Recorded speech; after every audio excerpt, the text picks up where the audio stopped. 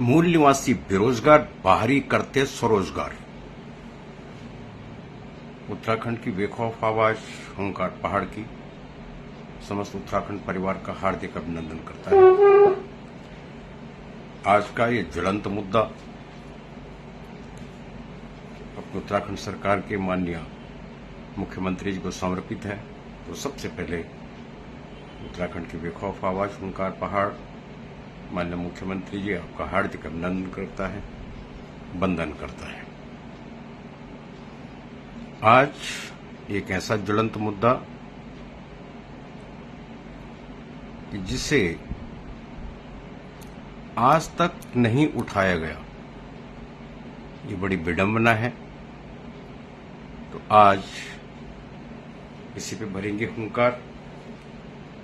हो क्या रहा है उत्तराखंड में, कहाँ है स्वरोजगार, युवा हैं अपने बेरोजगार। और आज रूबरू करवाएंगे एक ऐसे युवा से जो स्वरोजगार की मार झेल रहा है।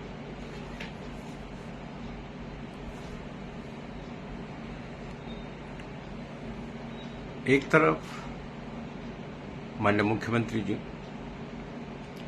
प्रधानमंत्री जी लोकल फॉर वोकल का नारा देते हैं, दूसरी तरफ पहाड़ की जवानी और पहाड़ का पानी पहाड़ के काम आए, इस बात को भी कहते हैं। और सबसे बड़ी बात,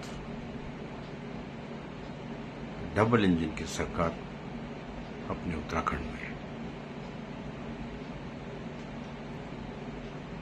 तो आज आपके सम्मुख एक ऐसा ज्वलंत विषय रख रहे हैं माननीय मुख्यमंत्री जी, निश्चित ही आपको हैरानी होगी। और इतना विश्वास इसलिए है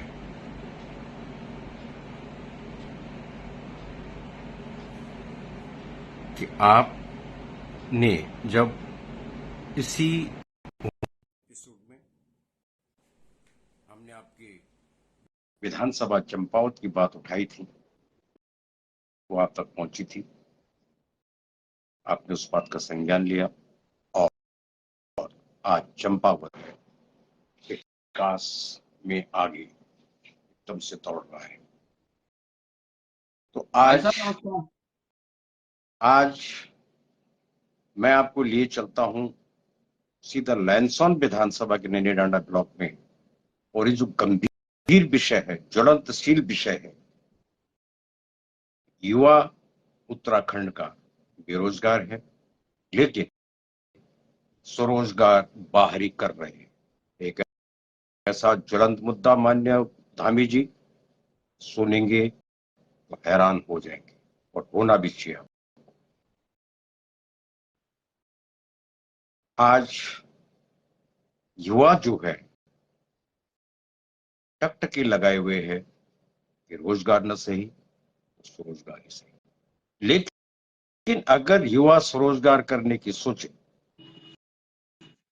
और उसको शासन प्रशासन का सहयोग न मिले और उसकी जो कमाई है वो भी उसी में डूब जाए, उस स्वरोजगार में, तो माननीय मुख्यमंत्री जी, कम से कम मेरे लिए तो ये शर्म का विषय है।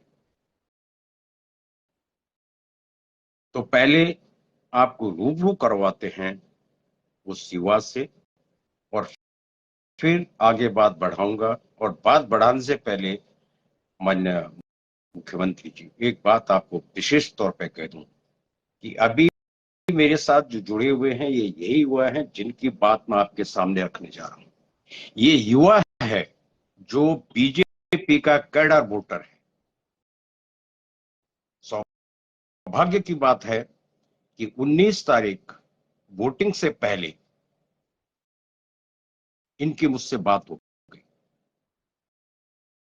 और ये अकेले युवा नहीं, इनका पूरा गांव, इनका परिवार, जो विषय आपके सामने रख रहे हैं, इन्होंने एक प्रण कर लिया था कि इस बार कोई नहीं दी जाएगी बीजेपी को। याद रखिएगा, भाजपा का कैडर वोटर है। मैंने विश्वास दिलाया है दामी जी इनको कि आप अपने मत को व्यर्थ न जाने दें, न नोटा दबाएं, न किसी दूसरे पक्ष में अपनी वोटिंग करें, और जो एक सोच, जो एक सपना माननीय मुख्यमंत्री जी ने दिखाया है अपनी पौड़ी जनपद को, माननीय अनिल बलूनी जी को प्रत्याशी बनाकर जो भेजा है आपके बिहाफ में, क्योंकि मैंने देखा है कि आप के पास तक हुंकार की आवाज पहुंचती है और आप उस पे कार्रवाई करते हैं। तो मैं सीधे आपसे मिलवा रहा हूं, और जितने मित्र जुड़े हुए हैं, राजेंद्र पहाड़ प्रेमी आप भी जुड़े हुए हैं, आपका स्वागत। आपकी बात का बहुत बाद में जवाब दूंगा। ये बहुत गंभीर विषय है राजेंद्र पहाड़ प्रेमी जी। राजनीति नहीं हो रही है, ये कांग्रेस और भाजपा को एक तरफ रखिए, ठीक है, और मेरी तरह भाजपाई बनिए जो डंके की चोट पे अपने पहाड़ की बात को हुंकार में रखते हैं। सहयोग कीजिए और अपने पहाड़ की बात जो मैं रखने जा रहा हूं आज उत्तराखंड के मुख्यमंत्री के सामने, उत्तराखंड की सरकार के सामने, आप भी उसमें सहयोगी बनिए। मजाक का विषय नहीं है। हमारा युवा बेरोजगार है, और कांग्रेस ने कुछ किया होता तो आज ये बेरोजगारी नहीं होती। और ये जो व्यक्ति समक्ष बैठे हुए हैं, ये कांग्रेस के ही सताए हुए हैं। बेशक दुर्भाग्य इनका ये रहा कि आज 7 साल हो गए डबल इंजन की सरकार को, और तब भी इनकी सुनवाई नहीं हुई है। तो सुनिए कितना ज्वलंत मुद्दा है कि हमारा जो युवा है वो बेरोजगार है, और बाहरी वहां ठेकेदार बने हुए हैं, बाहरी वहां स्वरोजगार कर रहे हैं, और उनको शासन प्रशासन नतमस्तक होकर के हर प्रशासनिक सहयोग दे रहे हैं। शर्म की बात है। शर्म आनी चाहिए हमको भी, उत्तराखंड सरकार को तो आनी ही चाहिए, लेकिन हमें भी शर्म आनी चाहिए जो हम सिर्फ एक राजनीतिक दलों के चमचे होकर के, राजनीतिक दलों के समर्थक होकर के, और इन मुद्दों को नहीं उठाते हैं।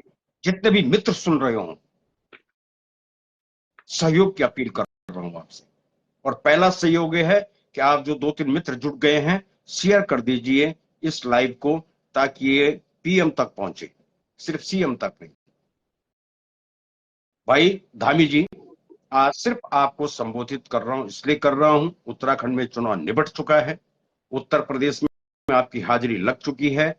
प्रधानमंत्री जी को इसलिए नहीं कर रहा हूं संबोधित कि प्रधानमंत्री जी अभी चुनाव में व्यस्त है, और अगर 4 जून तक भी इस मामले पे कोई सुनवाई नहीं हुई माननीय मुख्यमंत्री जी, तो 4 जून के बाद आपको ग्राउंड से हुंकार सुननी पड़ेगी। और सिर्फ इन्हीं की नहीं, जिनको शासन प्रशासन सिर माथे बिठा के और वहां काम करवा रहा है, बाहरी लोगों को बिठा रहा है, उस जगह से भी आपको हम प्रत्यक्ष दिखाएंगे कि कैसे मेरे उत्तराखंड के युवाओं के साथ छल किया जा रहा है। तो चलिए आपको मिलाता हूं मैं लैंसॉन विधानसभा के अंतर्गत प्रखंड नैनीडांडा के उस युवा से जिसकी करुण कहानी आप तक पहुंचाने का प्रयास कर रहा हूं, और वो है मेरे साथ जुड़े हुए अजय भदूला, नैनीडांडा ब्लॉक से। स्वागत जी अजय जी आपका इस हुंकार में पहली बार। सबसे पहले तो मैं जानना चाहता हूं आपसे, बाकी बातें बाद में करेंगे, कि आपने ये जो सोच बनाया है कि आपको पर्यटन पे काम करना है, स्वरोजगार भी करना है, और बेरोजगार युवाओं को स्वरोजगार भी देना है, ये सोच क्यों आई आपके दिमाग में? क्या सोच के आपने विचार किया? ऐसा है कि मेरा पहले से ही रुझान था कि मतलब प्लान ना हो, और प्लान ना होने के कारण से जो है मेरा एक पर्यटन पे ज्यादातर फोकस था। और फोकस इसलिए था कि हमारे यहाँ पहाड़ में सबसे ज्यादा जो है पर्यटन की अपार संभावना है। और उसमें जो है पर्यटन में जो मेरा एक वो था कि इको टूरिज्म। इको टूरिज्म का मतलब है कि अपने गांव में खेती भी किया जाए, ऑर्गेनिक खेती, और गायों को भी रखा जाए। गाय इसलिए रखा जाए, हमारी गौ माता है, उससे हमको बहुत फायदा मिलता है, और उसके गोबर गौमूत्र, इन चीजों से बहुत ही ज्यादा हम लोग ऑर्गेनिक पहले से ही हमारे, तो मैंने इको जोड़ दिया कि अपने गांव में इको टूरिज्म करेंगे, 15-20 कॉटेज बनाएंगे जी और जी, रखिए अपनी बात रखिए।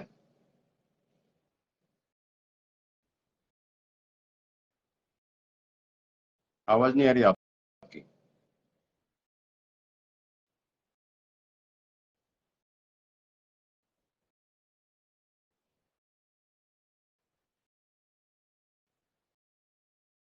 लगता है पहाड़ों में सिग्नल की प्रॉब्लम तो है ही।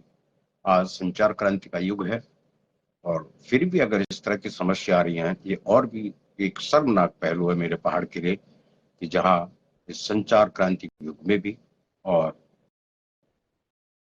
इस तरह से नेटवर्क का न मिलना, ये भी एक और शर्मनाक पहलू है। मैं बता दूं कि जो नैनी डांडा ब्लॉक के युवा अपने सामने बैठे हुए हैं, ये बहुत अच्छी सोच के साथ इन्होंने एक प्रयास किया पर्यटन के क्षेत्र में काम करने का, और इसलिए किया कि इनके पास अपनी पर्याप्त पुश्तैनी जगह भी है। तो उस जगह में ये अपना पर्यटन के क्षेत्र में काम कर रहे थे। अभी दुर्भाग्य है कि पहाड़ों में आज भी इतनी लंबी लंबी बातें होती हैं, बड़ी बड़ी बातें होती हैं, डबल इंजन की बात होती है, बहुत कुछ बात होती है, और उसके बाद भी अगर संचार क्रांति का ये माहौल है कि सिग्नल तक नहीं मिल रहे हों, इससे बड़ा दुर्भाग्य क्या है मेरे लक्ष्मण विधानसभा का। तो ये माननीय मुख्यमंत्री जी, बहुत बहुत बहुत शर्मनाक विषय है। चलिए, जुड़ चुके हैं। राजेंद्र, जरा सुनिए, इन युवा की कहानी सुनिए। कहानी नहीं है, सत्य घटना है। और फिर देखिएगा कि हम जो राजनीतिक दलों की वाहवाही करते हैं, राजनीतिक दलों को सलाम ठोकते हैं, हम कितने गहरे पानी में हैं। हमें इन चीजों से उठ करके अपनी जनपद की बात करनी चाहिए, अपने अपनी विधानसभाओं की बात करनी चाहिए। पहाड़ों में रोजगार नहीं है, और अब आप अगर अभी आप अजय जी को सुनिएगा कि कैसे ये लाखों के कर्जे के नीचे आ चुके हैं एक स्वरोजगार करने में, और कैसे उसी क्षेत्र में बाहरी लोगों से रोजगार करवाया जा रहा है, स्वरोजगार करवाया जा रहा है, और नतमस्तक हैं। और अभी माननीय विधायक जी की बात होगी, लेकिन पहले मैं सीधे, आप सुनते रहिए विराजेंद्र बाबू, और सीधा चलता हूं मैं। अजय, अब आप बताइएगा कि आपने क्या किया, कब किया, कैसे हुआ, ये पूरा वृतांत। और देखिएगा, मैं आपको एक विश्वास दिलाता हूं, इतना निश्चित है, जहां तक मैंने बात की थी आपको, तब भी मैंने बात की थी कि मोदी गारंटी जो है वो आपके ऊपर निर्भर करती, आप उसको कैसे लेंगे। मोदी गारंटी कोई हवाई नहीं है, और हम लेंगे, और हम लेकर दिखाएंगे कम से कम अपने लैंसडौन विधानसभा क्षेत्र में। तो आप बताइएगा कि आपने कैसे शुरुआत की, क्या बाधाएं आई, और कहां पहुंचे आप, और आज किस स्थिति में हैं आप। अब आपका टर्न। ऐसा है कि मैंने दो लगातार लड़ाई तो मेरी चलती रही, वैसे 2004 से ही लड़ाई चलती रही अपने राज्य के लिए। सड़क है हमारी ब्रिटिश कार्यकाल की, लेकिन मैंने अपनी लड़ाई जारी रखी क्योंकि हमारी पुश्तैनी ऐसे हैं। और फिर राज्य बनाया तो यहाँ के लोगों के लिए बनाया। मैंने जो है उस पर इसलिए सोचा कि भाई हमारा पहाड़ जो है पलायन हो रहा है, राज्य सरकार की नीति यहाँ के लोगों के लिए होनी चाहिए। मैंने 2016 में अपना काम तो मेरा लगातार जारी था, लेकिन 16 में पर्यटन विभाग से लाइसेंस लिया था, लोन ले लिया था, अपनी पूंजी भी लगाई, मेरी वाइफ के नाम से भी लोन है, और मैंने वहां पे अपना पर्यटन से अपने लग्जरी टेंट लगा के कैंपिंग स्थापित कर दी थी। उसके बाद क्या हुआ सर कि जैसे मैं गेस्ट लेके जाता था वहां पे, दुर्गा देवी गए थे, तो गाँव में गेस्ट को नहीं जाने दिया। बोला आप नहीं कर सकते अपने गाँव में काम।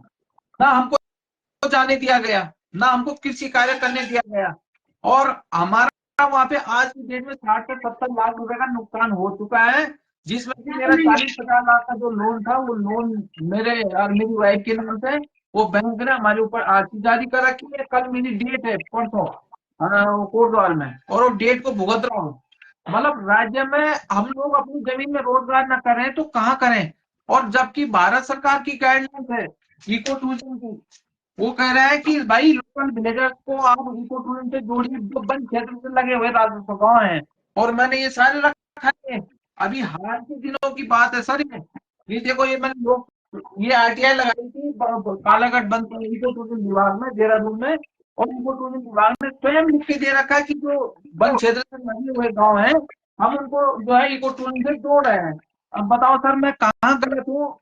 लेकिन फॉरेस्ट के अफसरों ने इतनी गजनगाई काट रखी है यहाँ पे कि वो गांव में हम लोगों को अपने गांव में ही नहीं जाने दे रहे हैं। और हमारा 700 साल पुराना राष्ट्रीय गांव है, और रोड भी है गांव तक बनी हुई। और उस रोड का उपयोग मेरे दादा लोग पुराने जमाने में बैलगाड़ी से करते थे।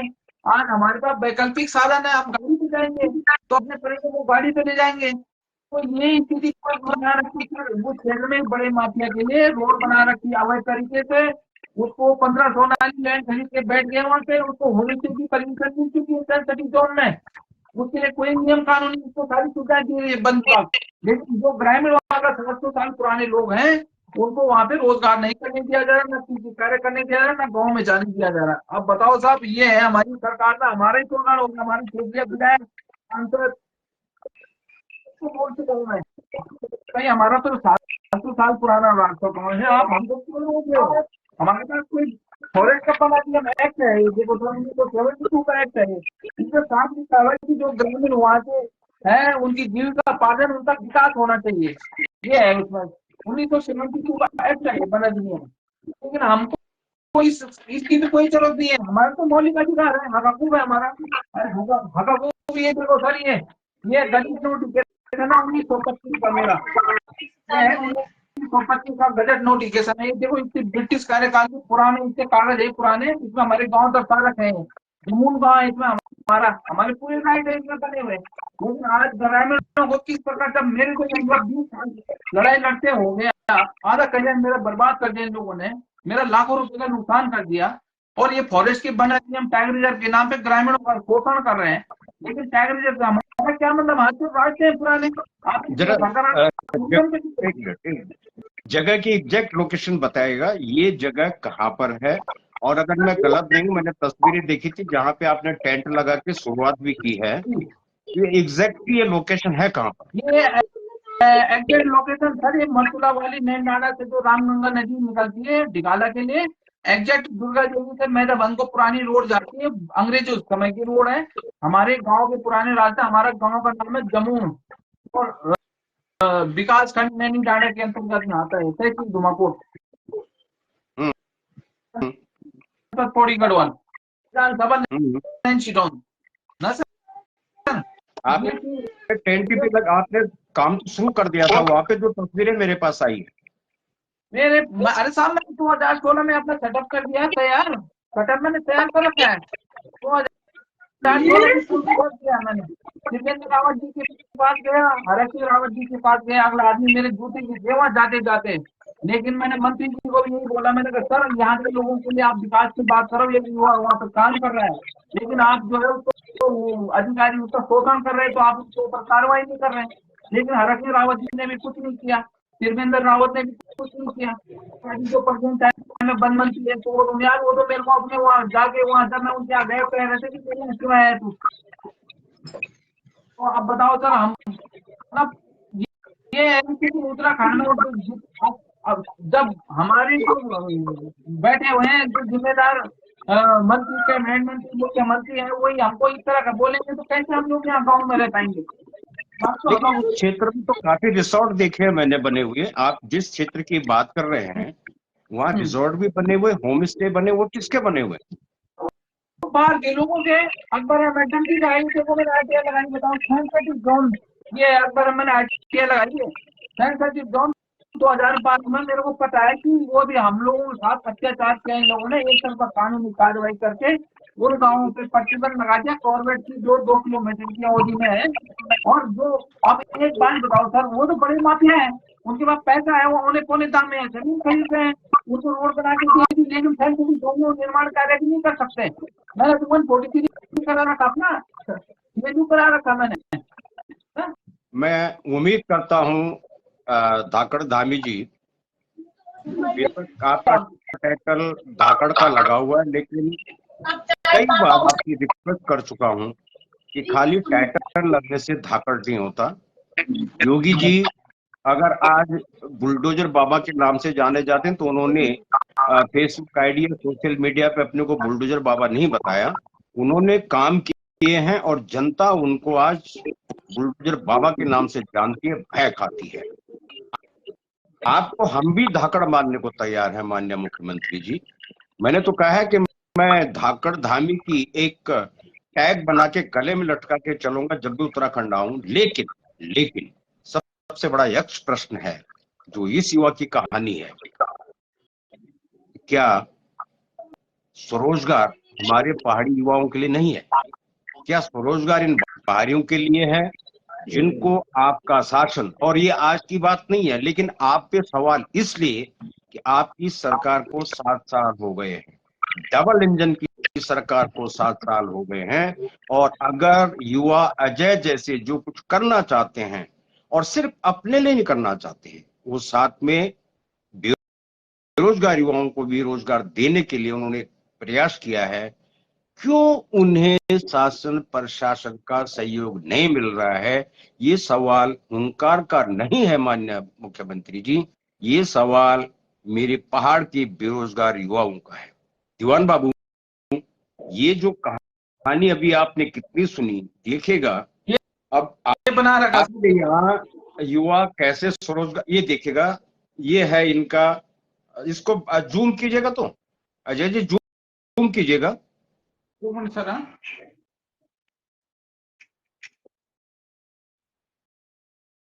दीवान बाबू, एक युवा, अब देख रहे हैं, एक युवा अपना पैसा लगा के पर्यटक के क्षेत्र में काम करना चाहता है।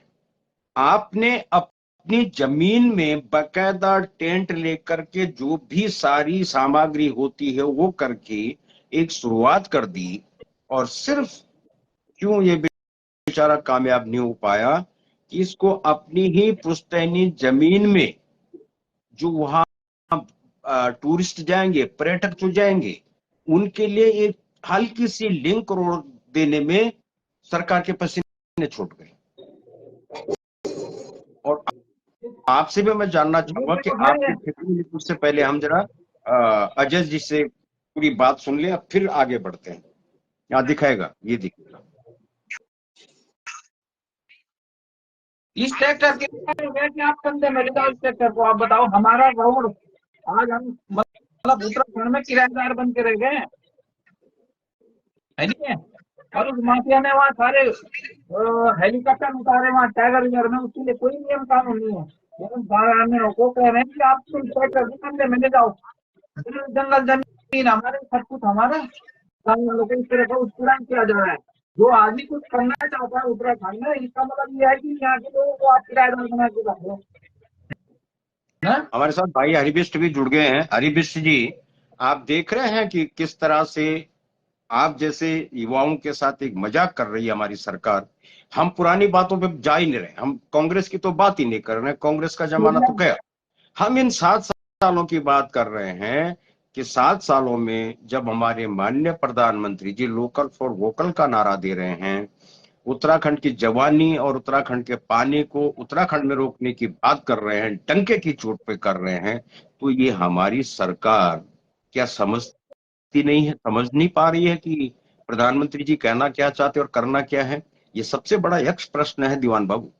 और ऐसे में सोचेगा कैसे कोई युवा स्वरोजगार करने की सोचेगा? अच्छा अजय जी, आपने क्या विधायक से सहयोग की बात नहीं की, उनके संज्ञान में नहीं लाया इस बात को? मैंने विधायक जी को कई बार फोन किया, वो तो मेरे सामने जो है खंडूरी जी ने उनको टिकट दे रखा है, पहले रिगणीखाल ब्लॉक में वो जो रिखाल ब्लॉक में ब्लॉक प्रमुख हुआ करते थे, मैं तो उससे पहले से लड़ाई लड़ा हूँ। और मैंने इनको बताया, मैंने कहा भाई हमारा 700 साल पुराना राजस्व गाँव का रास्ता है, वो टाइगर रिजर्व से हमारा कोई मतलब नहीं है।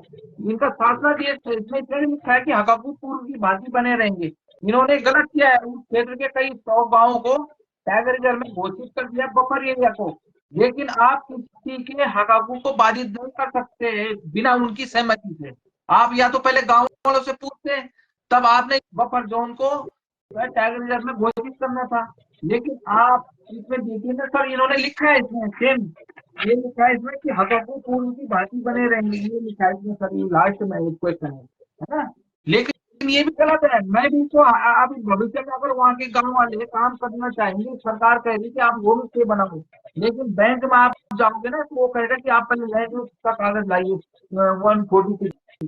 लेकिन वहाँ क्या कर दिया फॉरेस्ट के अफसरों ने, जानबूझ के एक तरफा काम शासन को गुमराह करके टाइगर रिजर्व घोषित कर दिया, क्योंकि आज जो है वो उसका दायरा जानबूझ के बढ़ा दिया कि उस भ्रष्टाचार में और ज्यादा बजट आएगा, उनकी जेबों में जाएगा। लेकिन जो गांव वाले उन गांवों में छुट्टियों से रह रहे हैं, उनके अधिकारों के लिए कोई वो नहीं खोजा, उनके विकास के लिए कुछ नहीं खोजा सर। और कई गांव वहां से पलायन हो चुके हैं। उनके लिए गाइडलाइंस बना रही भारत सरकार, यहाँ की राज्य सरकार इको टूरिज्म की। लेकिन कोई भी उस क्षेत्र के गांव वालों को, पिछले 10 साल का मैंने ले लिया आरटीआई में इको टूरिज्म विभाग से, कुछ नहीं दे पाया। मैंने कभी, आपने कितनी गोष्ठी की आप बताओ, गांव गांव में जाके आपने किसी गांव वालों को आपने समझाया कि आप इको टूरिज्म से जुड़िए? नथिंग। तो ऐसे अफसर बैठे हैं उत्तराखंड में, वो चाहते हैं कि जंगलों में से गांव वालों को भगाया जाए, बड़े लोग यहाँ आए, वो इन्वेस्ट करें, और वो वहां रंग लड़ने मनाने जाएंगे। और वो यही हो भी रहा है कॉर्बेट के इर्द गिर्द में, कि यहाँ तक कि फॉरेस्ट की लैंड में कमर्शियल काम हो रहे हैं, होटल चल रहे हैं। बताओ, हम अपने गांव में रोजगार नहीं कर पा रहे हैं, जो 700 साल पुराना रास्ता गाँव है, और इसका भरपाई कौन करेगा? मेरा नुकसान मान्य लाखों रुपए धामी का। जी, मान्य धामी जी, जरा ध्यान दीजिएगा कि ग्रामीण अपनी पुश्तैनी जमीन पे स्वरोजगार नहीं कर पा रहा है, अपनी पुश्तैनी जमीन पे स्वरोजगार नहीं कर पा रहा है। वहीं फॉरेस्ट की जमीन पे ये जो गैर उत्तराखंडी हैं, वो कैसे स्वरोजगार कर रहे हैं, कैसे व्यापार कर रहे हैं माननीय मुख्यमंत्री जी। और दुर्भाग्य है मेरे पहाड़ का, मैं तो अपने पहाड़ को बोलूंगा, दुर्भाग्य मेरे पहाड़ का कि हम वही पार्टियों की जो पुरानी परंपरा चली आ रही, मैं कैडर वोटर, मैं समर्थक, हम वहीं तक सीमित हैं और उससे आगे बढ़ने की नहीं सोचते। बता दूं मान्य धामी जी, ये जो मैं इतनी बेखौफ आवाज उठा रहा हूं, कहीं आप गलत फहमी न पाल लेना कि मैं वामपंथी हूं या मैं कांग्रेसी हूं। मैं बता दूं आपको डंके की चोट, मैं मोदी जी का सिपाही हूं। वो सिपाही हूं जो सत्य बोलना जानता है। वो सिपाही हूं, अगर मोदी जी कहते हैं कि पहाड़ के लिए मेरा दिल दुखता है, तो ये अपना मैं ठेठ पहाड़ी हूं मान्य धामी जी। क्या इस तरह, जैसे ये युवा परेशान है, कई लाख के कर्जे में डूब चुका है, और क्यों डूबा है, इसको आपके जनप्रतिनिधियों ने भी सपोर्ट नहीं किया। फिर आप कहते हैं लोकल फॉर वोकल, फिर आप कहते हैं परसेंटेज कम हो गई, फिर आप कहते हैं चुनाव बहिष्कार हो गया। ये तो ट्रेलर था मान्य धामी जी, ये लोकसभा तो एक ट्रेलर देखिए आपने। अगर ऐसे चलता रहा तो सोचिएगा 2027 में क्या नजारा होगा।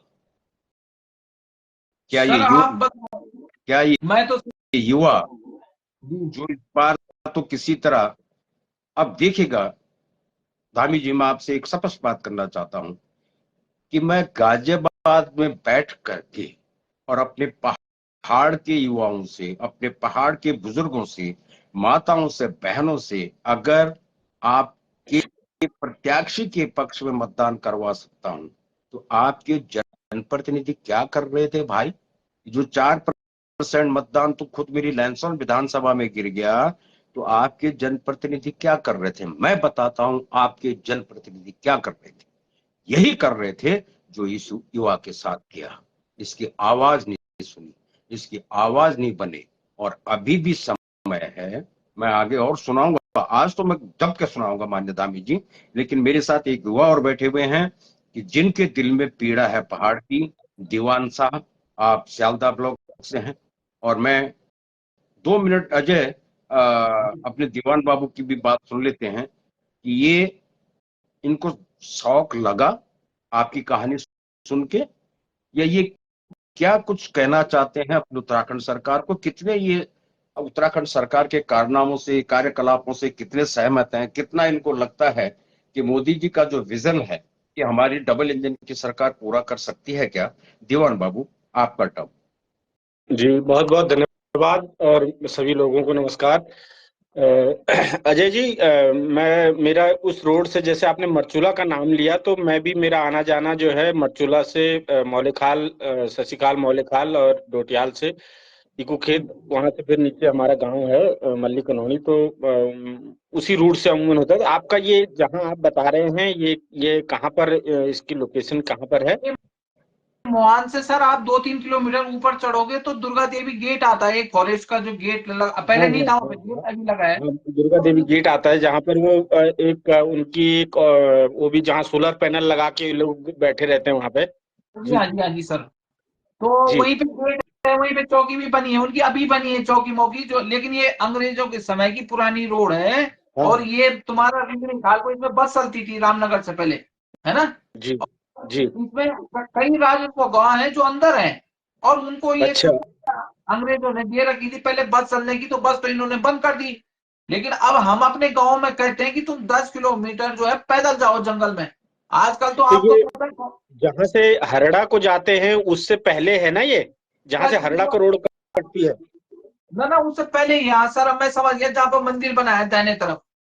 अच्छा अच्छा, वहां से अंदर है, उसके अंदर तो उस जो एक गेट भी बना है वहां पर, से उस रोड पे, कच्ची रोड है वो, तो हाँ जी। उस गेट से कितने अंदर है आपका गांव? असल में हमें, मैं हम तो बचपन से वहां से आ जा रहे हैं, लेकिन उसके अंदर गांव है करके जैसे आज ख्याल आ रहा है आपकी जानकारी से। हालांकि मैं ढिकाला को, जो ढिकाला के अंदर गया हूँ, जो ढिकाला गेट है जो इनका नेशनल पार्क का, तो अंदर जो जिसको इसको ढिकुली गेट कहते हैं, तो अंदर जो ढिकाला है जहाँ पर फॉरेस्ट के रेस्ट हाउस वगैरह है, मैं उसके अंदर रहा हूँ 2-3 दिन, वहां गया हूँ ऐसे पर्यटन के हिसाब से। तो लेकिन मतलब उसके अंदर जो गांव है, तो मेरी मतलब जानकारी में नहीं थे कि वहाँ गांव भी है। आज आपके उससे पता चल पा रहा है। तो इनका इनका जो कंसर्न है, जो आपको रुकावट है वन विभाग की तरफ से, तो उनका मेन क्या चीज है कि भाई आप यहाँ से आ जा नहीं सकते हैं, या फिर आप यहाँ से गाड़ी नहीं ले जा सकते हैं, या क्या क्या मामला क्या है? ऐसा है कि देखो, ऐसा है कि एक वन विभाग की जो अफसर हैं उनकी एक पॉलिसी है कि गांव खाली हो जाए तो बढ़िया है।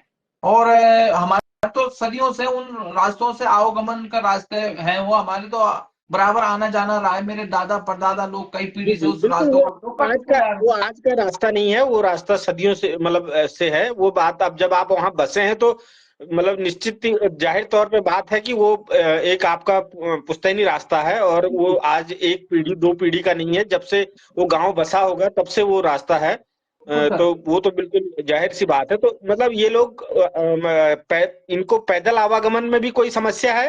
अरे साहब, अब पैदल के लिए तो कभी जाने देते हैं, कभी नहीं जाने देते हैं। उनका मतलब नियम ये है कि मोनोपोली चलती है, भारत पाकिस्तान बना रखा उस एरिया को। मतलब मेरे को 20 साल हो गए लड़ाई लड़ते, कम थोड़ी होता सर, 2004 से आज 24 हो गया। ठीक है। हाँ हाँ।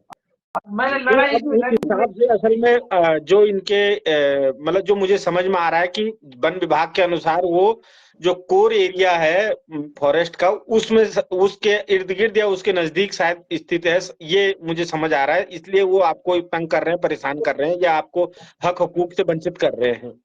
ऐसा है, देखो, मैं कोर एरिया की भी भाषा जानता हूँ और बफर एरिया की भी जानता हूँ। कोर क्रिटिकल एरिया इनका 800 कुछ किलोमीटर के समथिंग में है, ठीक है सर। जी जी। और इनका बफर एरिया है ये 600 कुछ, मतलब टोटल ये 1200 कुछ पॉइंट ये है टोटल, ये इसका। हाँ हाँ हाँ जी, हाँ। लेकिन जी जी। ऐसा है कि देखो, इनका फॉरेस्ट बना है जो रामगंगा नेशनल हेरी पार्क बना 1936 में, ठीक है। अच्छा।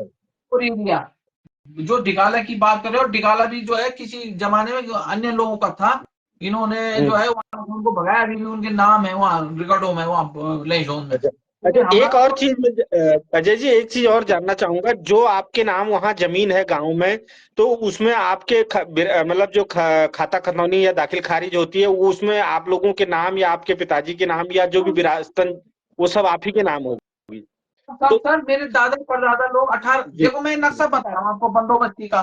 जमुन जी गांव जी। है, अच्छा 1891 का नक्शा, 132 साल पुराना जी जी ये नक्शा है सर। ये देखो, आप देख रहे हैं आप ये। जी जी हाँ, थोड़ा सा मध्यम दिख रहा है लेकिन ठीक है, आप बता रहे हैं तो जो आप कह रहे हो वो सब सही कह रहे होंगे, क्योंकि आप इतने सालों से एक जद्दोजहद में है, एक लड़ाई में है उनके साथ में, और अब ऐसे थोड़ी है, आपको ये तो बेवकूफ बना रहे हैं ना।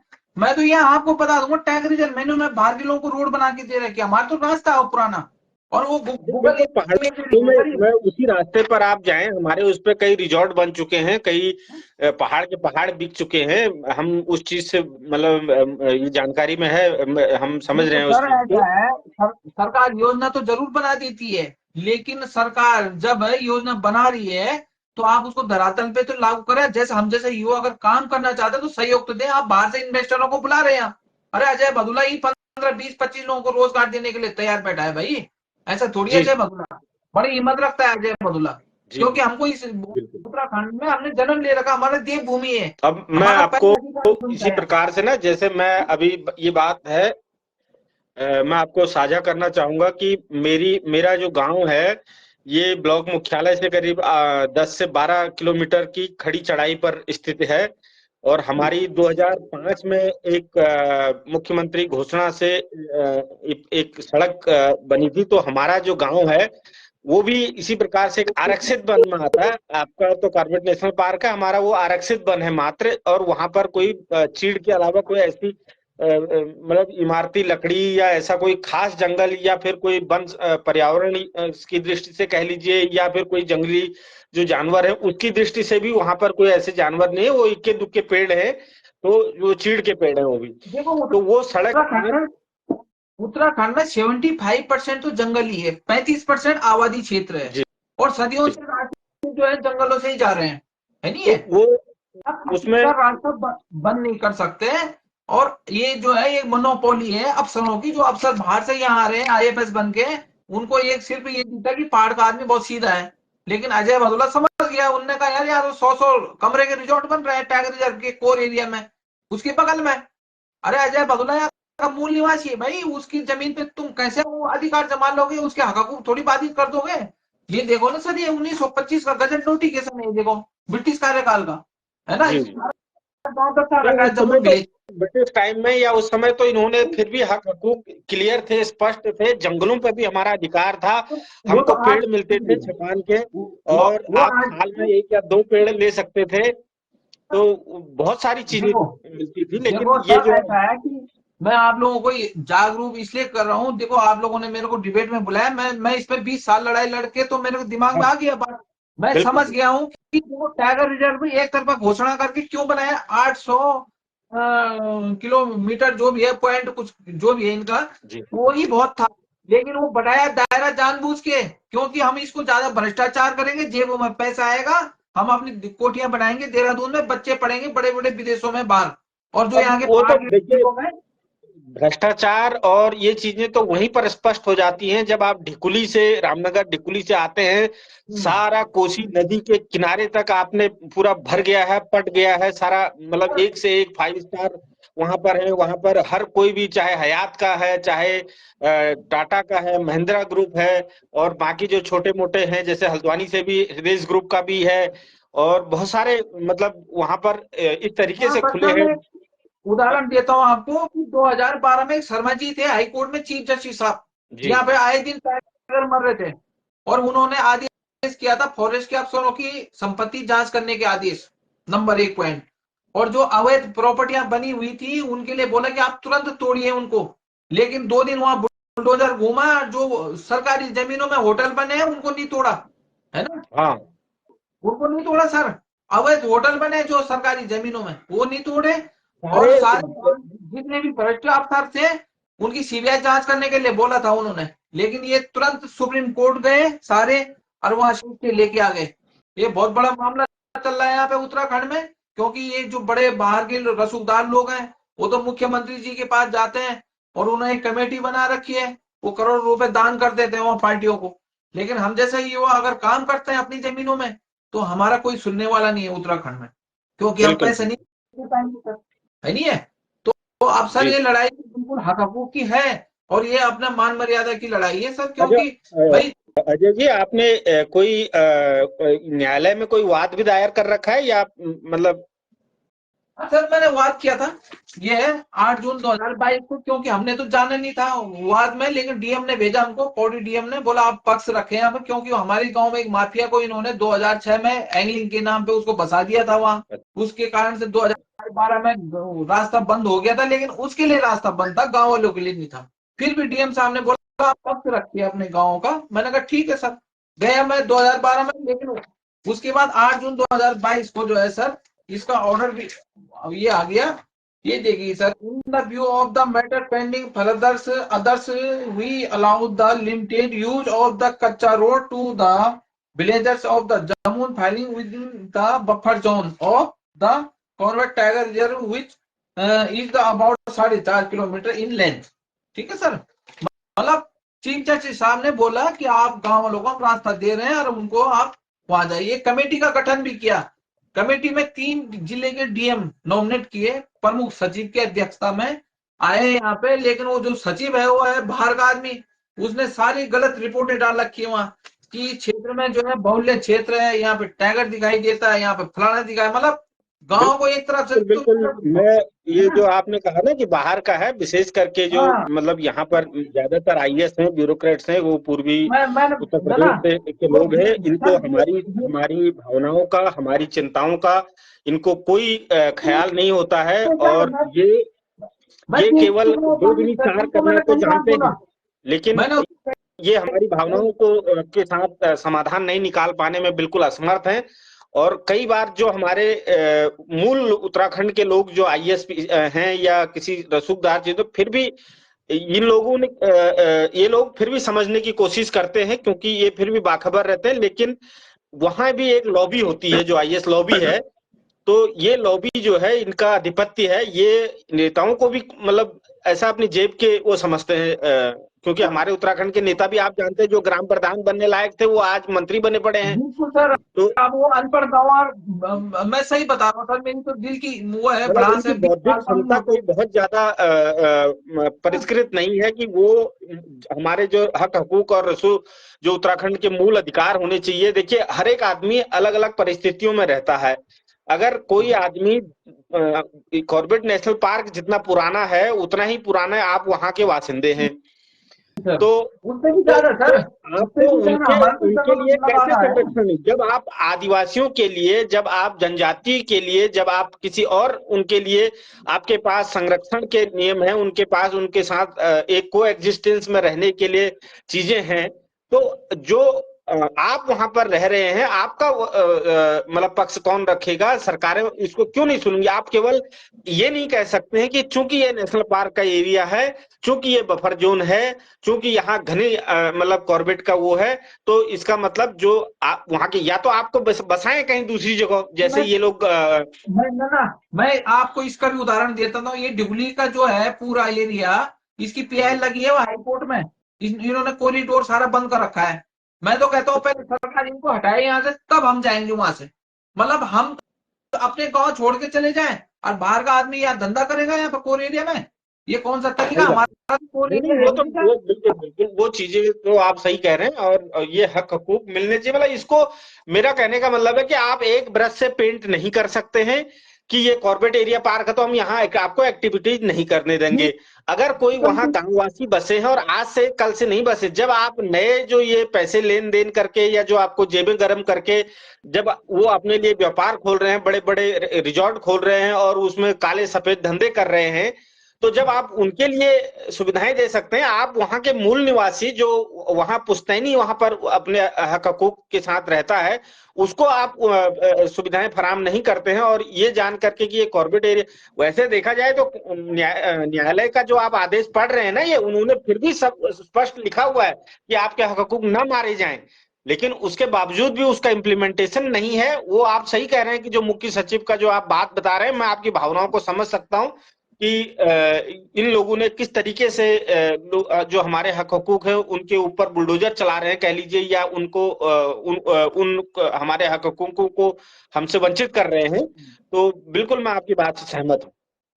ये तो ऐसा है कि षड्यंत्र है, ड्यूगली में G20 हो चुका है, ये बड़े लोगों को नहीं हटाएंगे, गरीब ग्रामीणों को भगाएंगे यहाँ से, पहाड़ियों को ही भगाएंगे, मेरे को पता है ना। हाँ हाँ वहाँ गांव बिल्कुल। का ही गांव है, उस क्षेत्र में बफर एरिया, हम टाइगर रिजर्व का कोई मतलब नहीं है हमारा, और ना हम टाइगर रिजर्व में है, हम राजस्व गांव में, हम अपने मूलभूत सुविधाओं की मांग करें जो सदियों से अच्छा, चले आ आपका रहे हैं। ये गांव राजस्व गांव है?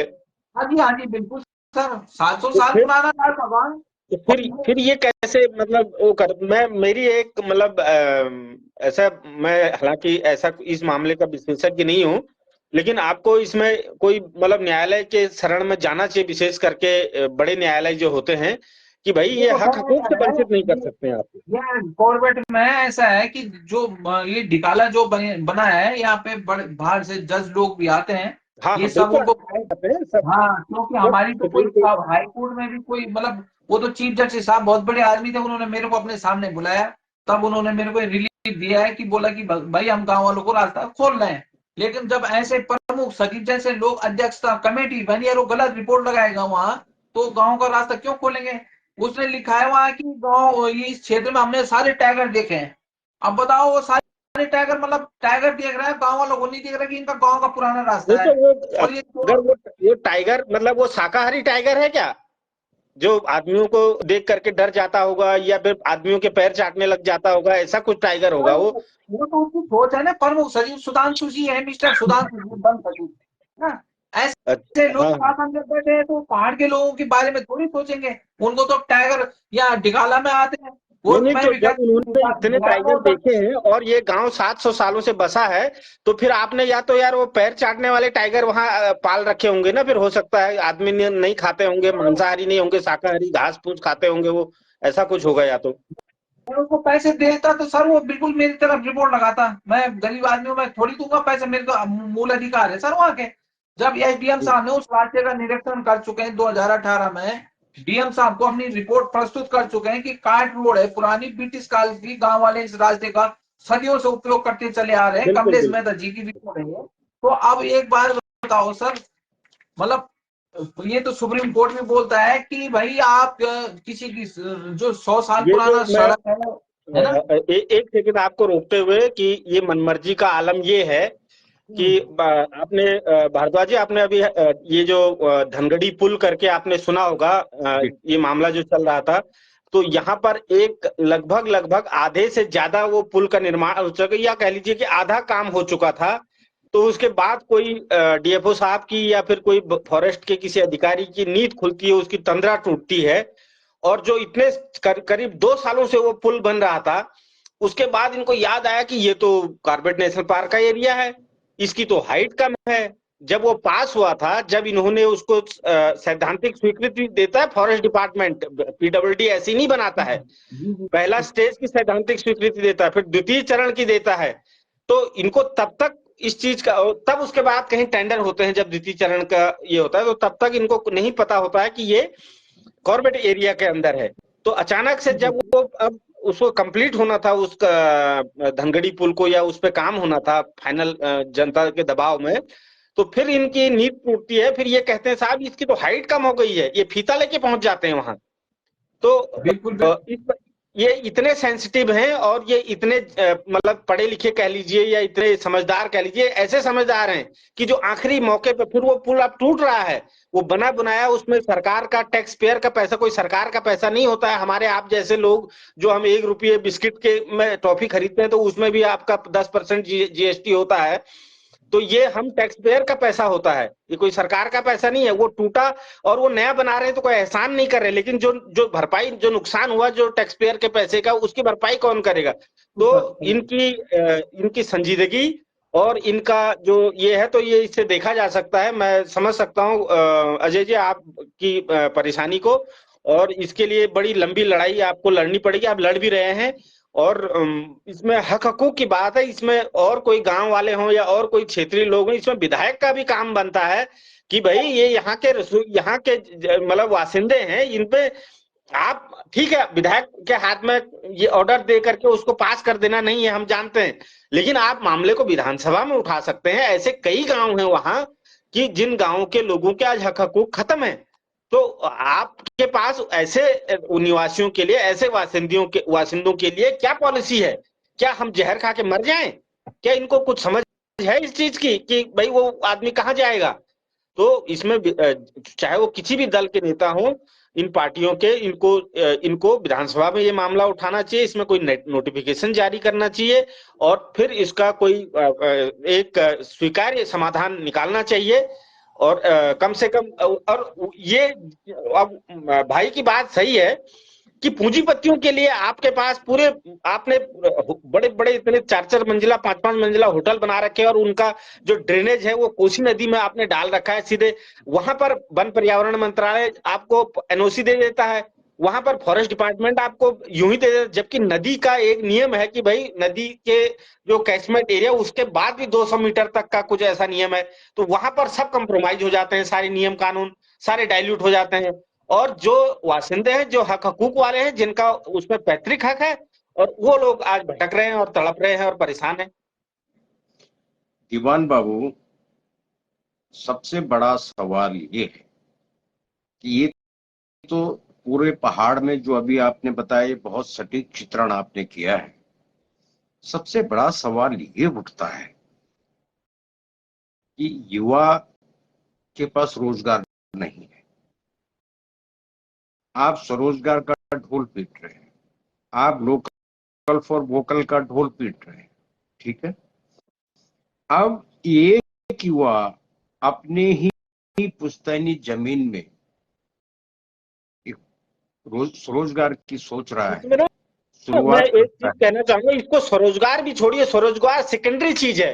पहले उसका जीवन जीने का जो वो है, उसके अधिकारों से आप वंचित कर रहे हैं उसको। नहीं, वो उसके तो वो अपने गांव तक अनाज नहीं ले जा सकता है। जानवर है, जब वो कॉर्बेट के एरिया के अंदर है तो आप समझ सकते हैं वहां बंदर होंगे, वहां सुअर होंगे। क्या वो आदमी अपने लिए एक कट्टा गेहूं उगा सकता होगा वहां? मुझे नहीं लगता है कि वो वहां पर इसकी भी संभावना होगी, क्योंकि जानवर खा जाते होंगे। तो वो कहाँ अ, जाएगा? उसके सर्वाइवल की समस्या है इस समय। तो वो उसके मतलब हकूकों की चिंता कौन करेगा? जी सर। जो मित्र जुड़े हुए हैं और जो मित्र आगे समापन होने के बाद देखेंगे, मैं सबको एक बात स्पष्ट रूप से कहना चाहता हूं, ये इस तरह की घटनाएं क्यों होती हैं? क्योंकि आज भी हम जागने को तैयार नहीं है।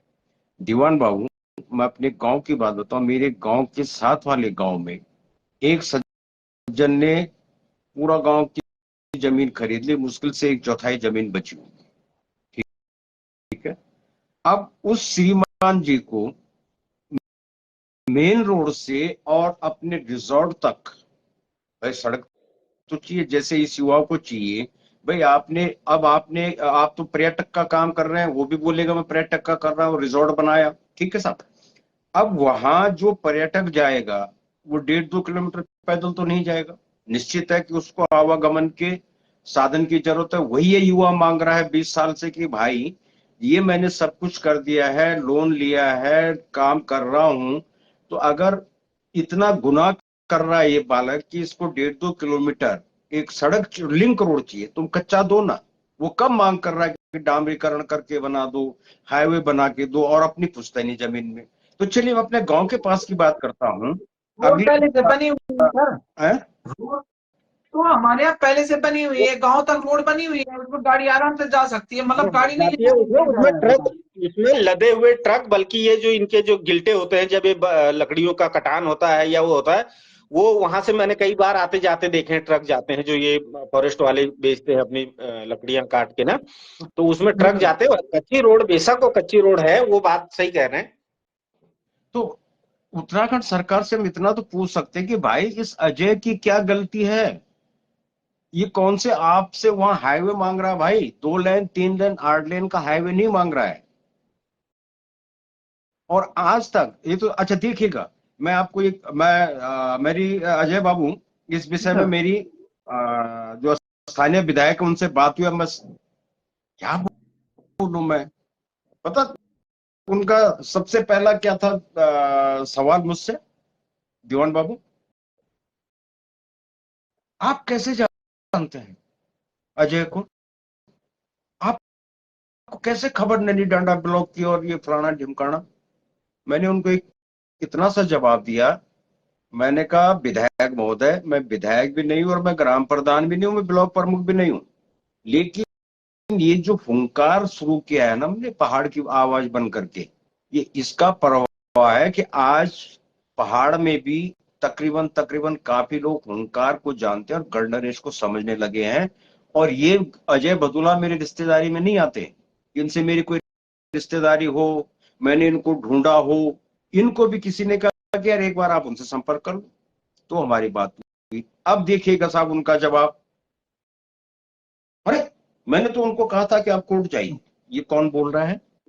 जनप्रतिनिधि, जनप्रतिनिधि, विधायक, तो जिनका शायद तीसरा टर्म चल रहा है या दूसरा जो भी है। क्या ये विधायक, अभी आपने विधायक का जिक्र किया था, क्या एक विधायक का ये दायित्व तो नहीं बनता था कि इनकी आवाज बनता? भाई वो किसने विधायक बनाया? हमने जनता की आवाज के लिए तो हम विधायक बनाते हैं। जनता की आवाज के लिए तो अभी हमने 19 तारीख को अपना मतदान किया है। और आप कहते तू मेरे पास मत आ भाई, तू न्यायालय चला जा। भाई आप तो विधायक हैं, आप तो कहीं भी जा सकते हो। आपको तो इतने में भी आजकल नींद खराब हो गई है कि कोई दूसरी पार्टी का आपकी पार्टी में आ गया तो आपकी नींद और चैन उड़ा हुआ है। ये इस युवा की रोटी खा जाएगा। इस युवा की कौन सोचेगा भाई? 20 साल से लड़ाई लड़ रहा है और कोई दूसरा होता तो आत्महत्या कर चुका होता। तो मैंने उनको कहा अच्छा ठीक है, अब मुझे ये बताओ, अभी आपका कार्यकाल बचा हुआ है मेरे प्रभु, अब ये मामला हुंकार के पास आ चुका है और उनको मैंने रिक्वेस्ट की थी कि मैं इसको अपनी लाइफ में आज उठाने जा रहा हूं और 4 जून तक भी अगर अजय भदुला को कोई शासन प्रशासन से कोई इनसे संपर्क नहीं करता तो दीवान बाबू आप देखेंगे मैं ग्राउंड से उस क्षेत्र में जाकर के, इनका ही नहीं, ये जो गैर कानूनी तरीके से जो रिजॉर्ट बन गए हैं वहीं हमारे पहाड़ियों की जमीन पे, इनको वो भी दिखाऊंगा, इनको वो भी दिखाऊंगा कि यहाँ पे कौन सा मंत्री कौन सा संतरी पार्टी करके गया, कब गया, क्या गया। इनको ये लगता है कि पहाड़ का जो मतदाता है, ग्रामीण है, वो सोया ही रहता है। इनको ये नहीं पता कि जाग चुका है। सबसे बड़ा दुर्भाग्य है इन लोगों का है, इनको लगता है कि नहीं अभी तो सो रहा है, इसको सोने दो। क्या इनका दायित्व तो नहीं बनता था इस युवा के साथ खड़े होने का, विधायक जी का? जैसे आपने कहा, अरे सरकार आपकी भाई, डबल इंजन की सरकार, आप विधानसभा में क्या ये मामला नहीं उठा सकते थे? आप क्या मुख्यमंत्री के समक्ष ये बात नहीं रख सकते थे कि एक युवा जो है इस तरह अपनी पुश्तैनी जमीन में रोजगार कर रहा है, उसको जो है इस तरह से अड़चने आ रही हैं, वो आज कर्जे में डूबा हुआ है। सर अभी अपना परिवार को पाले, ये कर्जा दे। तो अजय जी आप बेफिक्र रहिए। अब ये मुद्दा सिर्फ अजय का मुद्दा नहीं है, ये मुद्दा गढ़वाल की बेरोजगारी का मुद्दा बन चुका है। लेकिन सबसे, खेमराज बलोदी जी नमस्कार, सबसे बड़ी दुर्भाग्य की बात देखिए कि ऐसे मुद्दों पे, अब मैं चलते चलते आपको ये बता दूं कि आज सिर्फ ये अपनी उत्तराखंड सरकार को एक छोटा सा ट्रेलर की हमने बात, जैसे अभी हमारे प्रधानमंत्री जी कह रहे हैं ना कि 10 साल जो उन्होंने किया वो ट्रेलर है, खेला तो अब होगा। सर मैं थोड़ा लास्ट में एक बात करना चाहूंगा अपनी, आप मेरी बात सुने जरा। मैंने कहा अगर विधायक जी हमारे जागरूक होते तो उन्होंने पहले हमारा सहयोग देना था। वो आपसे कह रहे थे कि वो एनजीटी का मामला है, बताइए, गुमराह करने वाली बातें हैं। नंबर 1 पॉइंट एनजीटी का मामला बताया, ठीक है, उनको पता होना चाहिए कि अजय भदुला वहां का मूल निवासी, मेरा सुप्रीम कोर्ट भी रास्ता बंद नहीं कर सकता। सुप्रीम कोर्ट भी अगर हाई कोर्ट ने कर रखा था तो उस माफिया के लिए कर रखा था, लेकिन अजय भदुला को गुमराह किया गया फॉरेस्ट के अफसरों ने, इसलिए विधायक द्वारा विधायक जी को सहयोग देना चाहिए था कि भैया वहां का मूल निवासी 700 साल पुराना रास्ता कहाँ है उनका, और मैंने 143 जहाँ हो जाती है सरकार को वहां रोड बना के देनी पड़ती है। हमारे यहाँ तो पहले से रोड बनी हुई है सर गाँव तक, ठीक है। तो ये विधायक जी अगर सही होते तो उन्होंने अपने क्षेत्र में ऐसे युवाओं का सहयोग देना था, लेकिन उनके लिए भी शर्म की बात है, वो विधानसभा में क्या मुद्दे उठाएंगे, जब वो बोल पाएंगे वहां तभी तो कुछ बताएंगे सर। तो ये चीज हमारे लोग क्यों पलायन हो रहे हैं, हम जैसे युवा प्रत्यक्ष सबूत है सर आपके सामने। अगर 20-25 लोगों को रोजगार भी देता आज वहाँ, मैं कई लोगों को देता सर। मेरा इको टूरिज्म का यही प्लान था कि मैं यहाँ से कई लोगों को रोजगार दूंगा, इससे कि लोगों का घर परिवार चलेगा, प्लान में होंगे, गाँव में जो है अपना ऑर्गेनिक खेती करेंगे। ये पूरा अपना कॉन्सेप्ट मैंने पूरा एक इनको बना के दिया था, पूरा एक चैप्टर। ऐसे हमारे नेता रहेंगे सर जी, तो कहाँ यहाँ लोकल लोग रुकेंगे, या तो बड़े बड़े भूमाफियों ने आना, वो यहाँ जमीनें खरीदेंगे, उनको रिजोर्ट बना के दो, उनकी कोई नियम कानून नहीं है। हमारे साथ एक युवा और जुड़े हुए हैं, युवा मित्र अपने जुड़े हुए हैं, आपका स्वागत है। आज पहली बार आप जुड़े हैं हम लोग के साथ। सर आपने सारी चर्चा सुनी। भारद्वाज जी खंड में नमस्कार है, और भाजी खंड में नमस्कार है। मैं अभी तक आप भारद्वाज जी आप लोगों को चर्चा सुनना चाहिए, और तब मैं वाल जरा में जुड़ी जन भारद्वाज जी दगड़े। भारद्वाज जी पहले तो आप खड़ी बहुत बहुत नमन बंधन है, आपका बहुत सुंदर विचार रही है, बहुत खुशी उनके माने एक बुजुर्ग आदमी माने बुजुर्ग लगा लो तुम माने एक बहुत सुंदर चर्चा करना रहो, बहुत बड़ी खुशी उनमें थी। लेकिन लोग समझला चाहे नहीं समझला, लेकिन मैं तय दिल से मैं आपको स्वागत भी कर दूं, और बहुत बहुत आपका मैंने बहुत धन्यवाद कि जो आप इन चर्चाओं थी उठाना रहो। लेकिन दूसरी बात भारद्वाज जी में बोलो छो कि आप लोग जो बात करना चाहिए कि वो एक गांव सड़क नहीं गई नैनी डांडा ब्लॉक में, तो कहीं ना कहीं वो माने जो गांव का लोग थी, तो वो भी अपन जमीन देना तैयार नहीं थी।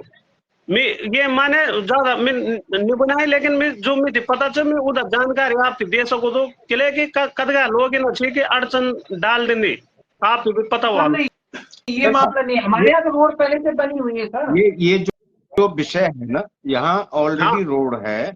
ये विषय असल में हक हकूक का विषय है। ये फॉरेस्ट रूल जो अभी ये हम पर इम्पोज करे गए हैं, और जो गांव मतलब रिजर्व फॉरेस्ट या नेशनल कॉर्बेट पार्क या तो उनकी जो जद में है, उनके हक हकूकों के संबंध की लड़ाई है, और जिसका खामियाजा हमारे अजय भाई भुगत रहे हैं। तो ये मतलब जनरली जो बात आप कह रहे हैं जैसे और गांव में ना, वो बात सही है कि गांव वाले मैंने अड़ंगा डाल दिया, आपने कर दिया, दूसरे ने कर दिया, और अब मेरा काम हो गया तो मैं दूसरे का नहीं देता हूं। ये एक अलग मामला। ये जरूर आपकी बात सही है, लेकिन जो अभी ये वर्तमान में अजय जी का मामला है, ये हक हकूक का मामला है, और ये अपने मतलब अपनी भूमि पर और अपने विरासतन जो जमीन है उस पर जो इनको एक किस्म से हमको और बाकी लोगों को जो अधिकार होते हैं वो अधिकार इनको नहीं मिल पा रहे हैं, उन अधिकारों से इनको वंचित किया जा रहा है। ये उससे संबंधित मामला है।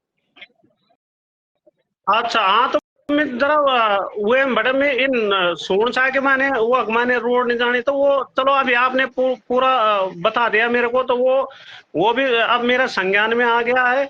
लेकिन हम मतलब जो है उन लोगों से भी अपील करते हैं कि मतलब जो है ठीक है, उनके वो भी मतलब जो है विधायकों से मिल सकते हैं, ऐसा कुछ नहीं। वो विधायक किसने बना रखे? विधायक हमने बना रखे हो, गांव वालों ने बना रखे, पूरी जनता ने बना रखे। विधायक किस लिए बन रखा है? वो खाली अपनी पेंशन खाने के लिए नहीं बन रखा है कि मैं 3 साल तक विधायक रहूंगा और मेरे को 3 साल तक 3 बार पेंशन 3 पेंशन मिलेगी। अग्निवीर तो इन्होंने कर दिया है, जो भी है वो चीज अलग है। 4 साल में तुम घर भाग जाओ, उसके बाद मतलब जो है बीजेपी सरकार बोलती है कि मतलब जो है हम अपने ऑफिस में इनको सिक्योरिटी में लगाएंगे। तो विधायक हम ही ने चुने हैं और हम ही ने बना रखे हैं, तो गलती भी हमारी है। लेकिन जहां तक भी बात है कि मतलब ये लोग मतलब जो है ऐसा एक साथ जाकर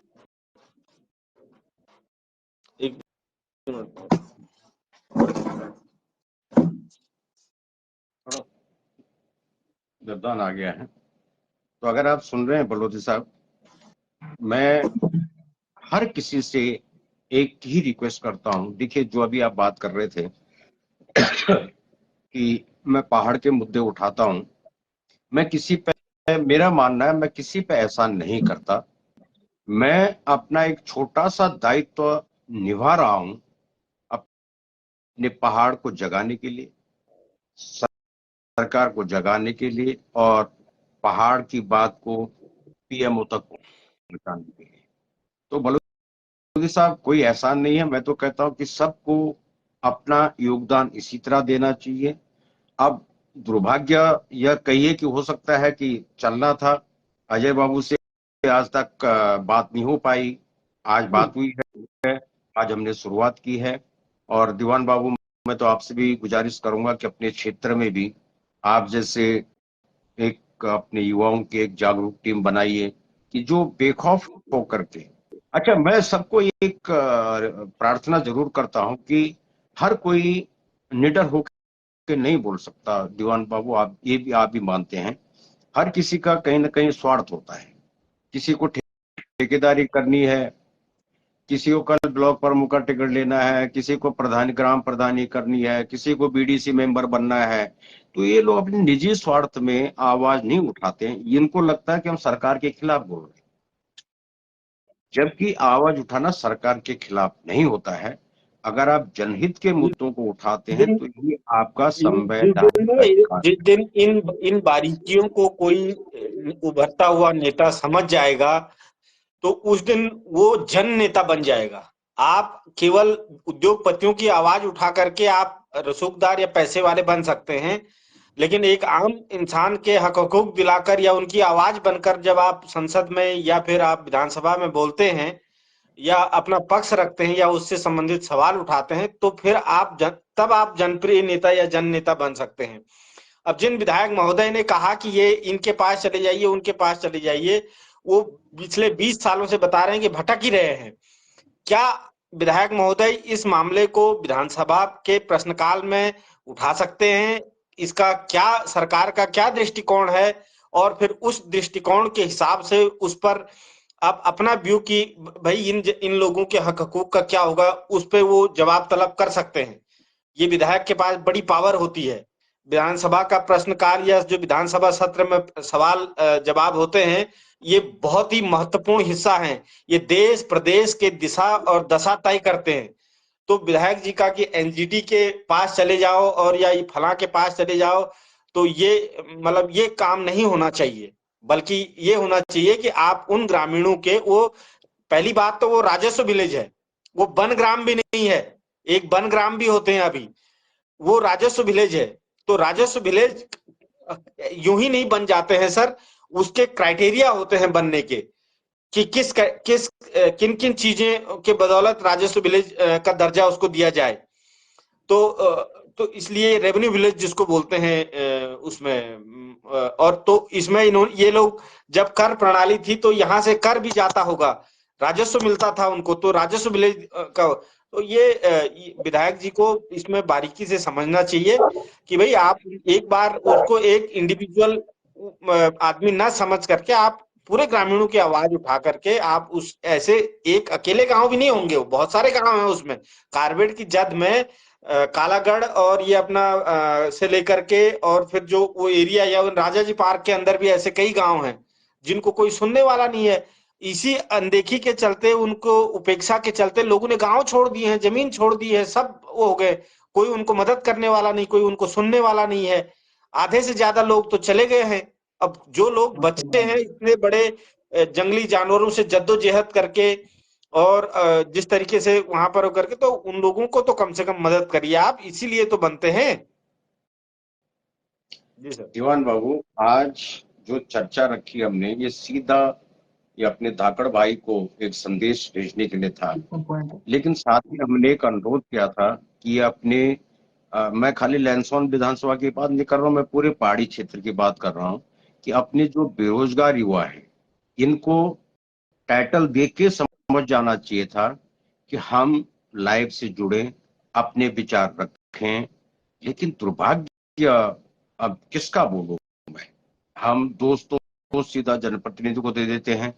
अब ऐसे अजय जैसे कितने युवा होंगे, और मुझे पहला युवा नजर आया कि जो इतना संघर्ष कर रहा है इतने सालों से। बिल्कुल, हम इनके जज्बे को के लिए जितनी भी प्रशंसा करी जाए कम है। और एक अभी भी उनका देखिए, वो सरकार से, वो अधिकारियों से, वो न्यायालय से वो अपनी आवाज बुलंद किए हुए, अभी भी उनके हौसले बुलंद हैं। तो हम लोग को चाहिए कि ऐसे भाइयों का साथ दें और जो उनका उत्साहवर्धन करें, न कि कोई उनका मनोबल गिराएं।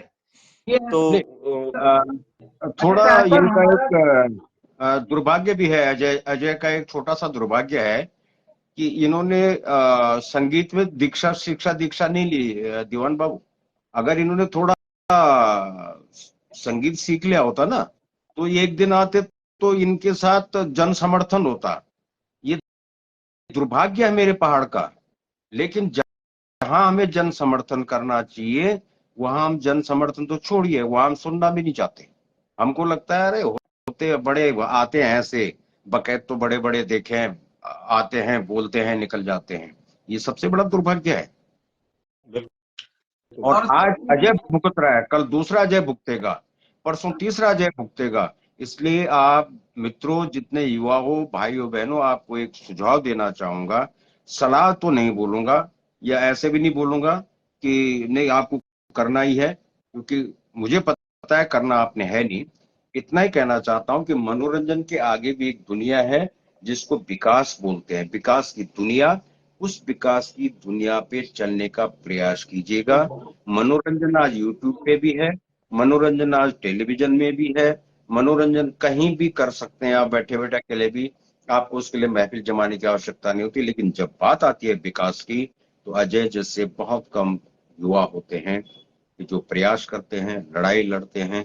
फिर उन्होंने मुझसे, अब बताइए उनको, अब मेरी आवाज जब उन तक पहुंची तो उनको लगा कि नहीं, हमें जुड़ना चाहिए, जिससे अभी हमारे बलोदी साहब कह रहे थे। तो मैं तो जी, उनको भी सलाम अजय करता जी हूँ कुछ कहना आपने। भी चाह रहे हैं, शायद कुछ दिखाना चाह रहे हैं, वो एक बार अगर वो अपनी बात मुकम्मल क्या कर है ले तो। कि मैं थोड़ा अपनी बात और रख लेता हूँ कि हमारा गांव वैसे भी ईडीसी के अंतर्गत में आता है। ईडीसी विलेज जो कॉर्पोरेट से लगे हुए राजस्व गांव है, वो भारत सरकार की योजना है कि आप उन गांवों का, उन ग्रामीणों का विकास करें।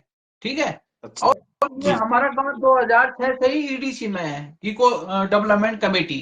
अच्छा। इसको मैंने अभी डीएफओ साहब को मैंने लेटर दिया था, उन्होंने लेटर भी दे दिया कि भैया हमारा गांव जो है इसको रजिस्टर किया जाए। हमारे यहाँ जो अध्यक्ष साहब थे वो एक्सपायर हो गए, लेकिन नए अध्यक्ष को चुना जाए, लेकिन है पहले से ही रजिस्टर्ड। अब मैं जी। क्या कह रहा हूँ, मैं कह रहा हूँ कि भाई ये हमारा जो भारत सरकार की योजना है, आप उसके तहत इन गाँव का विकास करें। यहाँ के लोग पलायन नहीं होंगे। उन जंगलों से हमारा सदियों से जुड़ा रहा है। जंगल हमारे हैं, हमने भी जंगल पाल रखे हैं, है नहीं है? बिल्कुल बिल्कुल बिल्कुल, इनके उसमें अधिकार सबसे को पहला हक जो हकूक वाले हैं उनका है, होता है। विधायक जी कह रहे हैं एनजीटी वगैरह, उनको पता ही नहीं है, क्योंकि वो नहीं चाहते कि गांव वालों का विकास हो, वो चाहते हैं गांव खाली हो जाए, इसलिए तो लैंडोन विधानसभा में नहीं, चाहते नहीं चाहते, मैं ये भी नहीं कहूंगा, मैं कहूंगा कि जानकारी ही नहीं है, इतने लायक बात उनको जानकारी सारी ही नहीं है। जानकारी जानकारी का अभाव। कोई अगर संजीदा आदमी होता, कोई अगर मतलब थोड़ा सा ज्यादा पढ़ा लिखा होता, उसने ये मामला हाथों हाथ लेना था। बोला यार ये तो मेरे एरिया का बात है, ये तो हक हकूक की बात है, इसको कैसे मना कर सकते हैं। और ऐसे मामलों को लड़ करके, ऐसे मामलों में न्याय दिला करके चमक सकते थे, अपनी नेतागिरी को चमका सकते थे, वो बड़े जनप्रिय नेता बन सकते थे। और मैं अच्छा, एक आपको बताता हूँ। मिनट, अजय, राजेंद्र पहाड़ प्रेम हमारे साथ जुड़ गए हैं। वो भी आपको अपना सहयोग देने की बात कर रहे हैं। तो मैं चाहूंगा कि लिख तो लिया आपने, लेकिन एक बार राजेंद्र, ये भी आपकी उम्र के युवा हैं, आप इनको क्या संदेश देना चाहते हैं, क्या कहना चाहते हैं? मैं चाहूंगा कि आप अपने थोड़ा। आप सबको सबसे पहले तो मेरी तरफ से नमस्कार। और जहां तक अजय भाई की बात है, वो मुझे भली भांति से जानते हैं, और अजय भाई से मेरा परिचय 2018 से है शायद। अरे अजय भाई से, जी, अजय भाई के फोन के माध्यम से लगातार मेरा कॉन्ट्रैक्ट है। और जहां तक मैं एक सुझाव देना चाहता हूं अजय भाई को कि जैसे कि उनके गांव में जो रास्ता है जाने के लिए, और जो उनके माध्यम से मुझे उन्होंने कुछ डॉक्यूमेंट्स भी भेजे थे, और इसके माध्यम तक मैं ये आपको जानकारी देना चाहता हूं कि ये हमारे प्रदेश के मुखिया तक इसके विषय पर जानकारी है। तीरथ सिंह रावत जी तक भी उन इसकी जानकारी है, त्रिवेंद्र सिंह रावत जी को भी इसकी जानकारी थी, और आज जो धामी जी हैं उनको भी इस विषय पर जानकारी है। और अपने जो लैंसडाउन विधायक दलीप सिंह जी हैं उनको भी इस विषय पर जानकारी है। इस विषय पर जो है अजय भाई के माध्यम से भी और उत्तराखंड के बहुत सारे सामाजिक सेवक के माध्यम से बार बार उनको लेटर भी दिया गया है। लेकिन इस पर एक विषय और मैं जानकारी देना चाहता हूं कि जहां तक फॉरेस्ट और पीडब्ल्यूडी का एक दायरा होता है कि फॉरेस्ट विभाग को और हमारे पीडब्ल्यूडी डिपार्टमेंट को ये डीएम के माध्यम से एक कॉपी देनी पड़ेगी जो प्रस्ताव होता है, और उस पर जो है पीडब्ल्यूडी और फॉरेस्ट विभाग दोनों आपस में एक मीटिंग बिठाएंगे। उसके माध्यम से ये देखा जाएगा कि गांव में जाने वाला जो रास्ता है, ये सड़क है, उसमें फॉरेस्ट विभाग का कितना नुकसान हो रहा है और उसके माध्यम से वो सड़क ऑलरेडी बनी हुई है, उसमें केवल डामरीकरण ना, वो तो मतलब ये समझिए कि 7 मीटर चौड़ी सड़क है, वो 7 मीटर। मैं वही कह रहा हूँ, बता देता हूँ। मैं इनका पैदल रास्ता है, पैदल रास्ते के लिए भी तो इनके लिए रोक लगी हुई है ना, इनको तो पैदल रास्ते भी नहीं जाने दिया जाता है। रोड की तो आप बात कर रहे हैं। मैं समझता हूँ सर, देखो ऐसा है, ये देखो मैं आपको जो वो है मैं आपको बता देता हूँ सरासर जो भी है इसमें। देखो हमारा जो राजस्व गाँव है वहाँ सड़क पहले से ही बनी हुई है, डीएम साहब ने इसका पहले भी निरीक्षण करा चुके हैं। जी, उसके बारे में तो जानकारी बताई थी आपने मुझे। जी जी, फॉरेस्ट के जो अफसर हैं वो शासन प्रशासन को गुमराह कर रहे हैं, माननीय मुख्यमंत्री जी को गुमराह कर रहे हैं कि टाइगर रिजर्व है। टाइगर रिजर्व कब बना है तुम्हारा 8 जून 91 को। राजस्व गाँव का 1891-92 132 साल पुराना बंदोबस्ती का नक्शा है, 700 साल पुराना राजस्व गाँव है। ठीक है सर। अब ये बात बताओ, कमलेश मेहता जी दुमाकोट 2018 में आए, इस रास्ते का निरीक्षण कर चुके हैं और हमारा टाइगर रिजर्व का कोई मतलब नहीं, सिर्फ बफर एरिया है। बफर एरिया का मतलब ये होता है कि आपका जो गांव है, आवागमन है, उनके रास्ते आपके बंद नहीं होंगे और इसी बफर भांति बने रहेंगे, समझिए, पूर्व की भांति बने रहेंगे। आप रास्ता गांव का किसी का रोक नहीं सकते, सड़क बनी हुई पहले से। लेकिन इसमें ना मैं एक और बात जोड़ दूं कि ये जो सड़क है जो मोहान से जो सड़क जा रही है, ये सड़क पहले राज्य सरकार के अंदर आती थी। खंडूरी जी के समय में यही सड़क को जो मरचूला को गढ़वाल को और फिर कुमाऊं के हिस्सों को जाती है, मरचूला से 2 भागों में बढ़ जाती है, तो ये सड़क को राष्ट्रीय राजमार्ग का दर्जा दे दिया गया था खंडूरी जी के समय में। तो जब हाँ, तो वैसे ये वही बफर एरिया में से जाती है, ये वही बफर एरिया में से जाती है। सर मैं आपको ये बता देता हूँ, ये बफर एरिया रिजर्व फॉरेस्ट है। मैं भगराकोट की बात कर रहा हूँ, ये देखिए आप, वहाँ फॉरेस्ट, वहाँ बड़े होटल वाले हैं, उनको रोड बना के दे रखी है भगराकोट में। आप जाते हैं वहाँ से जस्ट ऊपर आप जाएगा तो दाहिने हाथ से रोड बना के दे रखी है। अजय भगोड़ा भी वही है कि हमारा रास्ता है वहाँ, लेकिन अजय भगोड़ा गरीब आदमी है, वो जो है पहाड़ का एक मध्यम परिवार साथ है, पैसा नहीं दे पाता फॉरेस्ट के अफसरों को, उनकी जेब भर देता मैं अभी तक, तो वो तुरंत मेरे रोड खोलते हैं, मेरे यहाँ पे हाथ जोड़ के खड़े रहते हो है? तो इसलिए मेरे लिए तो भारत सरकार खुद गाइडलाइंस बना रही भाई साहब। मेरा 143 है वहाँ पे, उस क्षेत्र में बाहर के लोगों को कैसे रूट बना के दे रखी है, उनके लिए कौन से नियम कानून है बताओ। ये देखो अकबर अहमद डम्पी है आजमगढ़ का, जिसकी लगाई मैंने, देखो ये पर्यटन विभाग द्वारा इसका अकबर अहमद डम्पी कालाखंड नैनडाना ब्लॉक होमित के, बताओ सेंसिटिव जोन 2012 में तुमने उसको होमित के पर्यटन विभाग ने अनुमति दे दी कि कौन से कानून के तहत दी भाई। अब जो वहाँ का 700 साल पुराना रास्ता गाँव का मूल निवासी है, उसके तुम रास्ते बंद कर रहे हो। वो हेलीकॉप्टर उतार सकता हूँ टाइगर रिजर्व में ना। ये चीज जो है सर बुलगलाने की कोशिश किया है। सीएम साहब चाहते तो वो एक कमेटी बनाते, उन अफसरों को जेल भेजते और हमारे को उन्होंने पुरस्कार देना था कि एक युवा जो है 20 साल तक लड़ाई लड़ रहा है ना, ऐसे लोगों के कारण ही उत्तराखंड का विकास होगा। अजय बाबू, समय काफी हो गया है और आप हौसला बना रखिए, फिर से आपके हौसले की बात देते हैं। हम खड़े अजय भाई के साथ, हमेशा खड़े, पहले भी थे, अब भी हैं और हमेशा खड़े रहेंगे आपके साथ में हर लड़ाई के लिए। मैं भाई बस आज लोगों का सहयोग है, सामाजिक भाई करना अपना, उनका बड़ा आभार व्यक्त करता हूँ। मैं समय समय तक करता रहूंगा और आगे भी मेरी लड़ाई ऐसी जारी रहेगी, क्योंकि राज्य बनाने के बाद अपने लोगों का विकास होना बहुत जरूरी है और पहली है।